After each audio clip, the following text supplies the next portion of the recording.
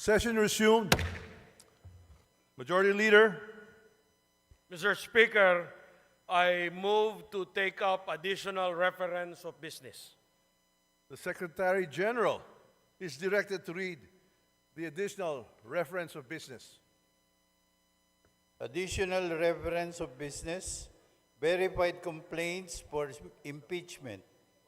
Impeachment complaint against Vice President Sara Duterte filed by at least one-third of all the members of the House of Representatives on February 5, 2025. Impeachment complaint filed against Vice President Sara Duterte filed by Teresita Quintos Deles, Father Flaviano, SBD Gary Alejano et al., and endorsed by Representative Percival B. Sendanya of the Akbayan Party List on December 2, 2024. Impeachment complaint filed against Vice President Sara Duterte, filed by Teodoro Casino, Lisa Masa, Nery Colomares et al., and endorsed by Representatives Franz de Castro of the ACT Teacher Party List, Representative Arlene D. Brosas of the Gabriela Party List, and Representative Raul Daniel A. Manuel of the Kabataan Party List on December 4, 2024. Impeachment complaint filed against Vice President Sara Duterte, filed by Reverend Father Antonio Labiao, Jr., Reverend Father Rico P. Ponce, Reverend Father Dionisio B. Ramos et al., and endorsed by Representative Gabriel H. Bordado Jr. of the 3rd District of Camarines Sur, and Representative Lex Anthony Chris A. Colada of the AMBIS OWA Party List on December 19, 2024. Majority Leader. Mr. Speaker, today, as provided for in our additional reference of business, a verified impeachment complaint against Vice President Sara Zimmerman Duterte has been filed by at least one-third of all the members of the House of Representatives on February 5, 2025. Mr. Speaker, for the record, may we inquire from the Secretary General the total membership of the House as of today, February 5, 2025. The Secretary General will please respond. Mr. Speaker, as of the present, the total number of members of the House of Representatives is 306. The Majority Leader is recognized. Mr. Speaker, may we inquire from the Secretary General how many members of the House verified and swore before him the impeachment complaint? Secretary General, please respond to the query of the Majority Leader. Yes, Mr. Speaker. Pursuant to Section 14, in impeachment proceedings, the total number of House members who verified and swore before me this impeachment complaint is 215 House members.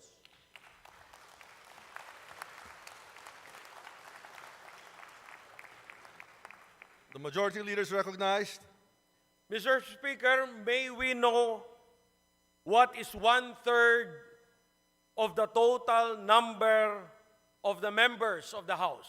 The Secretary General will please respond. Mr. Speaker, 1/3 of the total number of members of the House is 102. The Secretary General has responded to the query of the Majority Leader. The Majority Leader is recognized.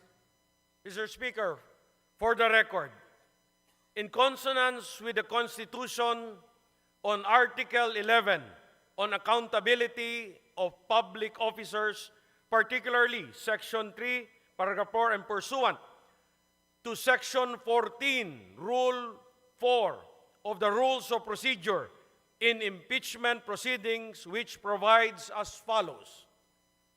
Section 14, endorsement of the complaint resolution to the Senate.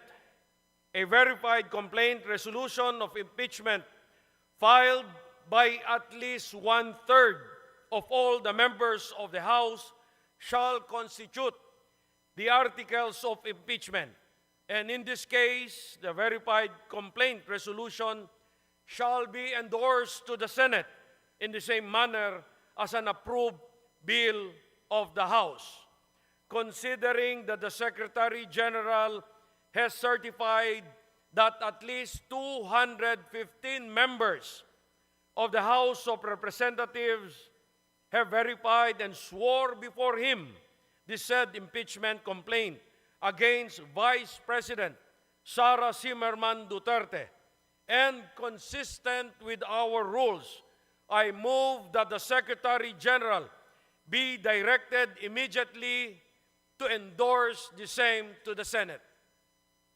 There is a motion to direct the Secretary General to immediately endorse to the Senate the impeachment complaint, having been filed by more than 1/3 of the membership of the House, or a total of 215 members. Is there any objection? The Chair hears none. The motion is approved. The Secretary General is so directed. The session is suspended.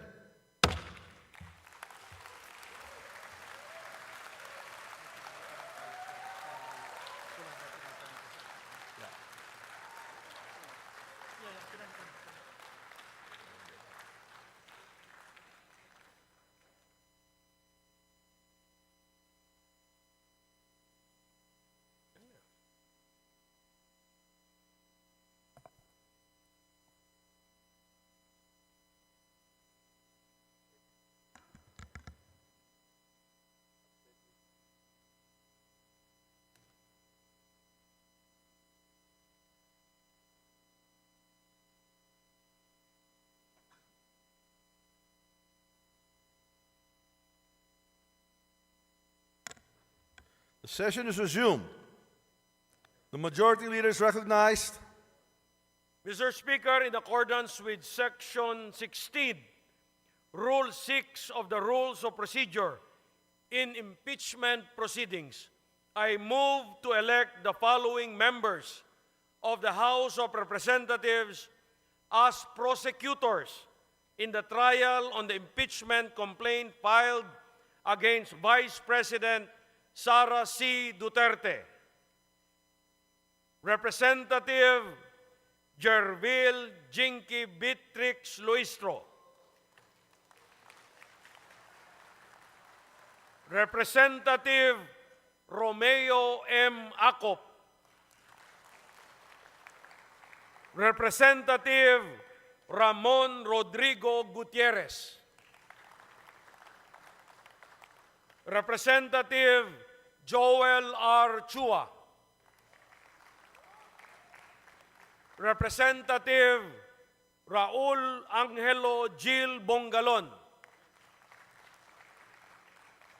Representative Loreto B. Acharon. Representative Marcelino C. Libanan. Representative Arnan C. Panaligan.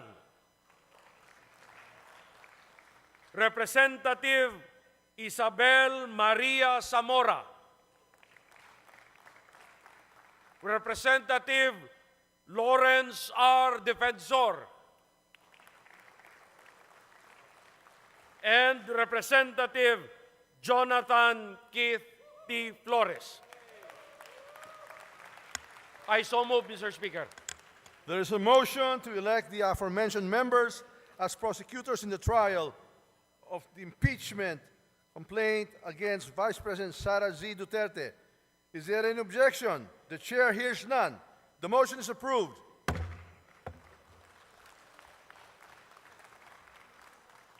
The majority leader is recognized.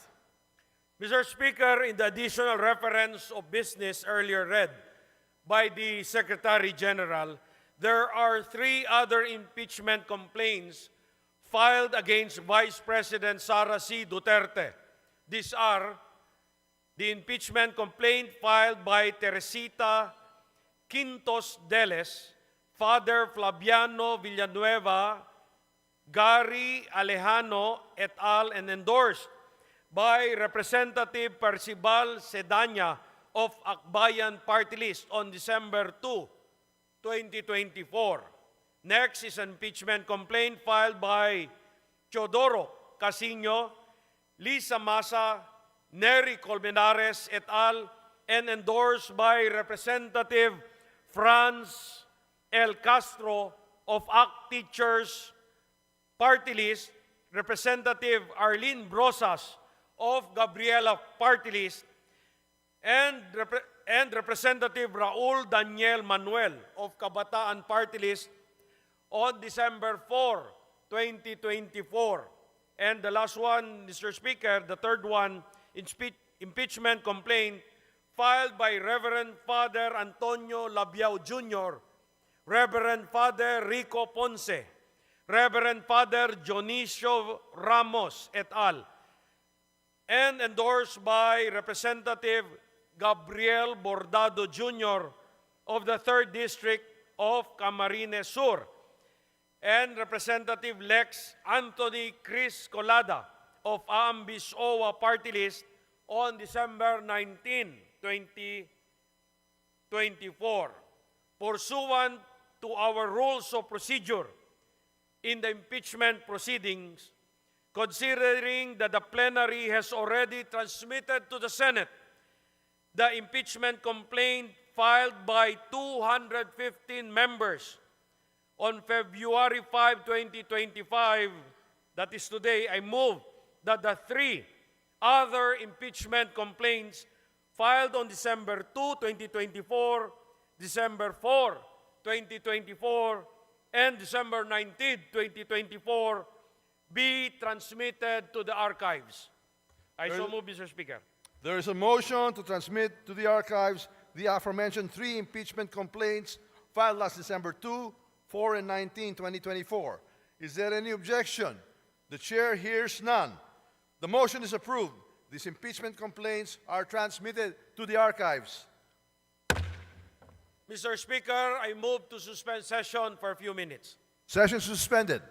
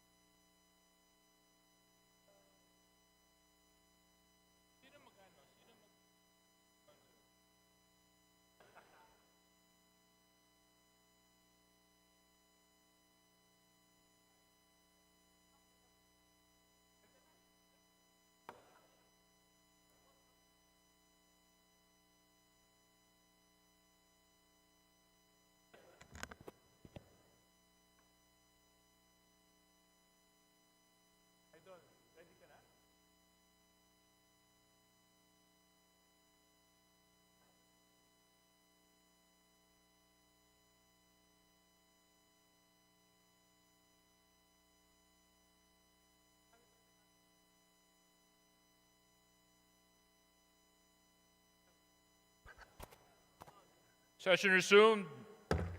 Majority Leader. Mr. Speaker, I move to recognize the guests of Honorable Dimsar Sali of the Lone District of Tawi-Tawi, and these are the personnel of the Ministry of Basic, Higher, and Technical Education, led by the Provincial Director, Mariam Nuruddin. Is there any objection? There being none. The guests, Mr. Speaker, of Congressman Dimsar Sali, we would like to have them recognized. And these are the personnel of the Ministry of TESDA Tawi-Tawi, led by Provincial Director Mariam Nuruddin. To the guests of our dear representative from Tawi-Tawi. Welcome to the House of Representatives.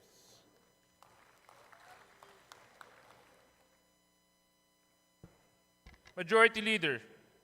Mr. Speaker, under the calendar of business for the day, I move that we consider House Bill number 11354 under Committee Report 1365, submitted by the Committee on Justice.